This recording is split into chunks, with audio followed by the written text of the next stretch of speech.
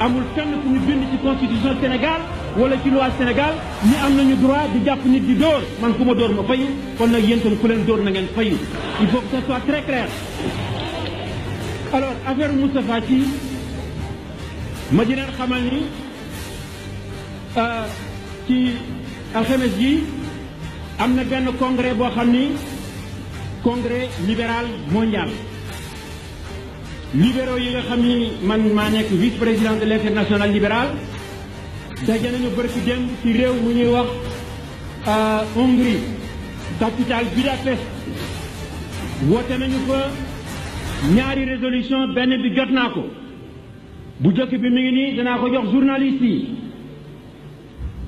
direction bi nekk Londres moo ma ko envoyé ñu ne à maître Abdoulaye Wade vice-président de l'international libéral à l'occasion de la conférence mondiale des libéraux à Budapest, le 26 novembre, le comité des droits de l'homme de l'international libéral manifeste sa solidarité à maître Abdoulaye Wade, leader du Parti démocratique sénégalais. Le comité dénonce la violation des droits de l'homme, la répression et la torture contre les opposants au Sénégal par le gouvernement socialiste. Nous exige la libération du député Mody Sy, de Samuel Sarr et de Serigne Moustapha Sy. Donne ça à la presse. loolu lu ñu wax libéraux yi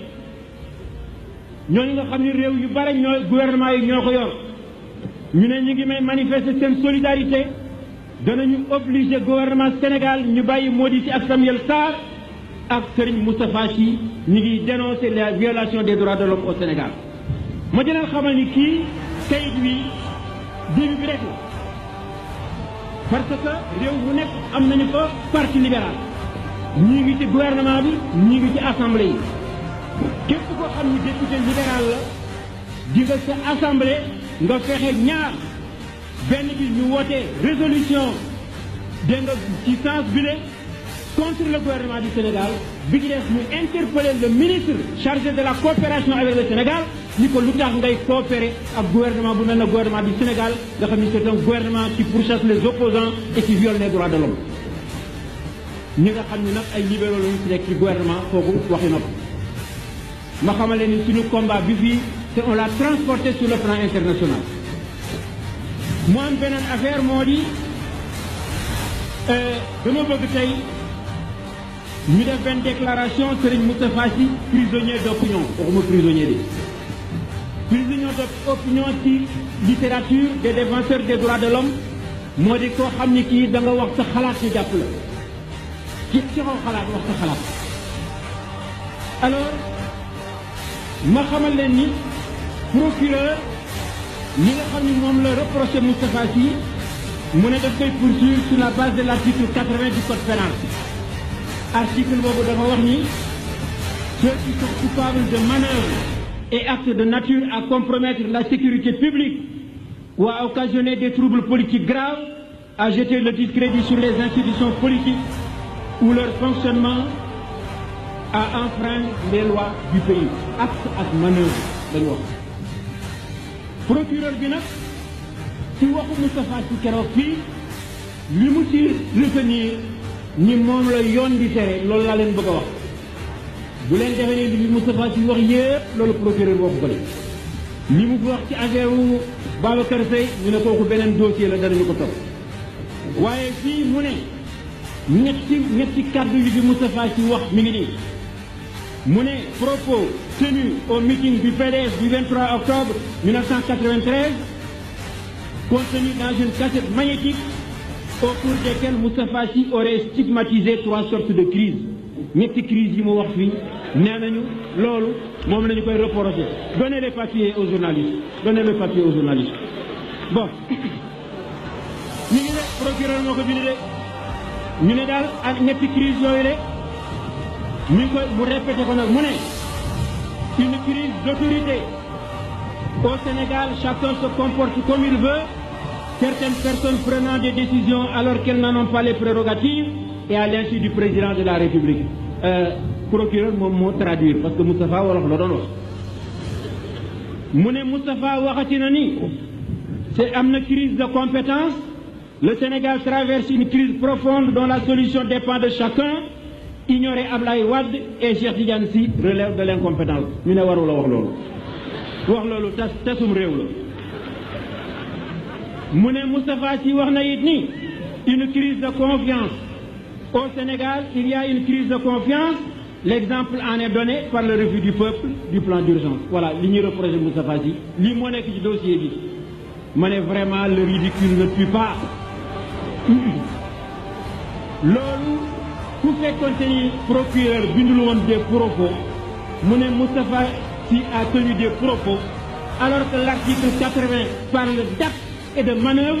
Acte ak manœuvre lu mu jotee ak propos ay wax la ma ne li Moustapha Sy wax. Les propos retenus et cités par le procureur expriment une simple opinion de Moustapha Sy sur la crise sénégalaise actuelle. Il s'agit d'une analyse qui pourrait être faite par n'importe quel politologue dans une revue ou un professeur de sciences politiques dans un cours d'université. En somme, Abdou Diouf ne veut plus qu'on fasse des analyses politiques. Il verse dans le terrorisme intellectuel. Et pourtant, l'article 8 de la Constitution dit « Chacun a le droit d'exprimer et de diffuser librement ses opinions par la parole, la plume et l'image. » Donc Abdou Diouf est en train de violer la Constitution. C'est lui qui devait être poursuivi devant la haute cour pour violation de son serment et violation de la Constitution. Violation de l'article 8 de la Constitution. Lii moo tax je demande aux associations, aux organisations de défense des droits de l'homme, aux partis politiques, aux élèves dans les classes, maîtres yi ngeen expliqué leen ko, aux étudiants dans les universités, à tous les démocrates de tous les pays, de déclarer Moustapha Sy prisonnier d'opinion du gouvernement du Sénégal. Ngeen yónnee ñu les résolutions ñu publier ko. Je wax naa leen ni on va mener la bataille sur le plan mondial. réew bu nekk danañu ko fa porter et pour soutenir notre action ici sur le plan intérieur. ñaar ci la bëgg a terminer moo di parti démocratique sénégalais dafa décider samedi bii ñëw département bu nekk waxuma Dakar rek chaque département à partir de 2 heures nañu def manifestation dem ci préfet bi protester, exiger libération Moustapha Sy dans chaque département. bu kenn wax ni yëguma ko woon parce que jusqu'à présent ñi ngi def yëpp Dakar léegi dañu ko bëgg a décentraliser au niveau de chaque département. ñaareel bi dama leen wax ni meeting Moustapha Sy lañu ko jagale ma bëgg yéen ñëpp léegi ngeen ànd ak man ñu dox dem ci siège Moustarchidine en face ñu def une marche dem fa déposer fa résolution bi loolu moom laa bëgg ngeen def ko ma ne